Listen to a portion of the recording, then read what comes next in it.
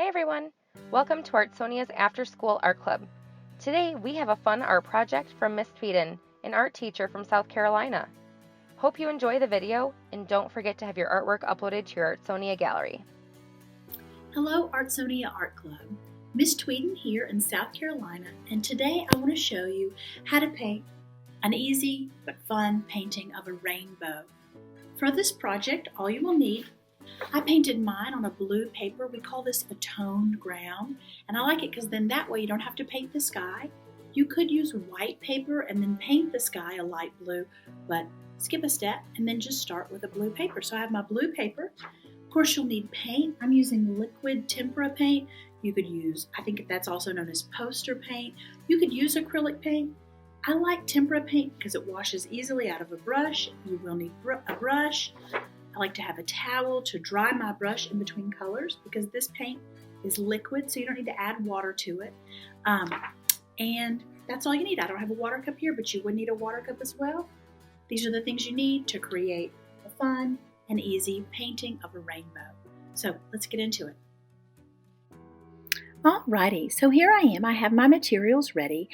And before I start painting, I'm actually going to sketch out my rainbow just to make sure that I get it nice and large, fill up my whole paper. You don't have to do that, but I like to sketch it out so I know where I'm going to be painting. And here I am starting with the clouds first.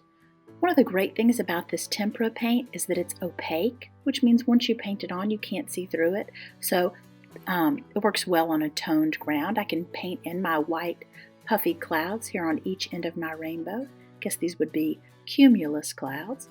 I like to give my clouds a flat on the bottom and then puffy on the top just to look a bit more like real cumulus clouds. And now I'm going in with my colors in the rainbow order, Roy G. Biv, starting here with my red just from one end to the other and washing and drying my brush when I switch to a new color so that I don't, so that I get a pure orange line for my next color, and then I'll wash and dry between each new color. When you're using your paints, remember that you're just using the bristles of your brush to paint with. So you just dip the brush and then re-dip as needed to replenish the paint in your brush. Here I go for my green.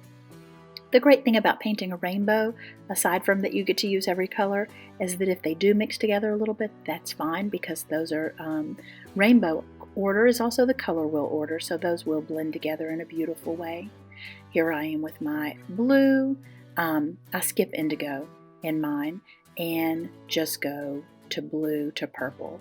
And you can see where my rainbow drawing was a little off, so I just erase that, no big deal.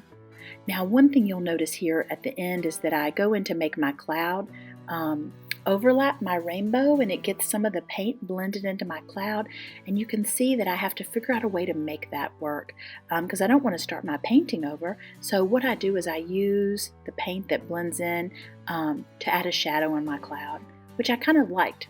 If I was going to do the whole picture over, I would probably on purpose add maybe a little bit of gray shadow to the underside of the cloud. See that little red there that got mixed in?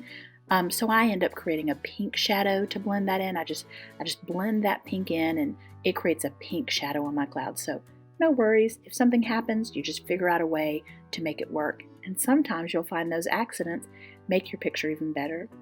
A famous artist used to call them happy accidents.